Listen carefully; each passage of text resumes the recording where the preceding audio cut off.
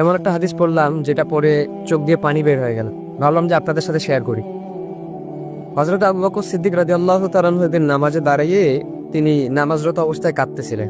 নামাজ শেষে একজন সাহাবী জিজ্ঞাসা করলেন, হে আবু বকর, আপনি নামাজের মধ্যে কাঁদতেছিলেন কেন?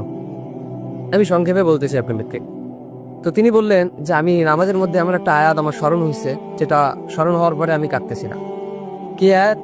যে সেই আয়াতের অর্থটা হচ্ছে যে আল্লাহ পাক রব্বুল আলামিন বলতেছেন যে আমি তোমাদেরকে জান্নাত দিয়ে দিলাম, বিনিময়ে তোমাদের কাছ থেকে আমি জানমাল নিয়ে নিলাম।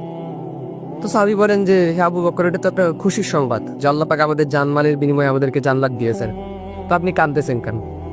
আবু বকর সিদ্দিক রাদিয়াল্লাহু তাআলা আনহু বললেন যে আমি আজকের আগ পর্যন্ত এটাকে খুশির সংবাদ মনে করতাম, কিন্তু আজকের পর থেকে আমি এটা শুনলেই, এটা মনে করলেই আমার কান্না চলে আসে। কেন? যে তুমি তো জানো আমার একটা কাপড়ের দোকান ছিল। আবু বকর সিদ্দিক রাদিয়াল্লাহু তাআলা আনহু বলতেছেন ওই কাপড়ের দোকানে কয়েকদিন আগে একজন মহিলা কাপড় নিয়ে গেছিল।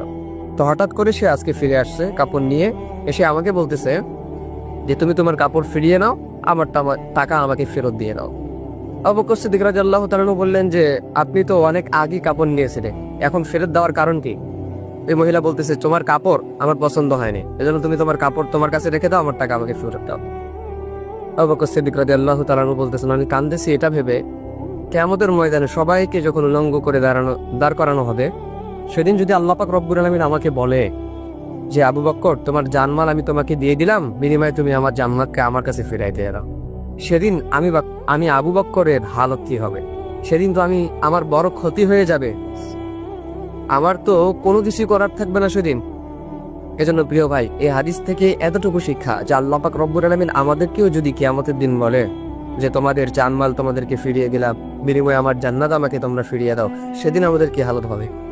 কারণ আল্লাহ পাক রব্বুল আলামিন যদি বলেন যে তোমার সালাত, তোমার নামাজ, তোমার রোজা, তোমার হজ, তোমার যাকাত, তোমার জিকির আজগার কোনো কিছু আমি আল্লাহ পাক রব্বুল আলামিনের দরবারে পছন্দ হয় নাই, সুতরাং তোমার জানমাল তুমি তোমার কাছেই রাখো, আমার জান্নাত আমার কাছে ফিরিয়ে দাও। তো আপনি ভাবেন তো, অনুভব করেন তো যে সেদিন আমাদের হালতটা কি হবে? সেদিন আমরা কোথায় যাব?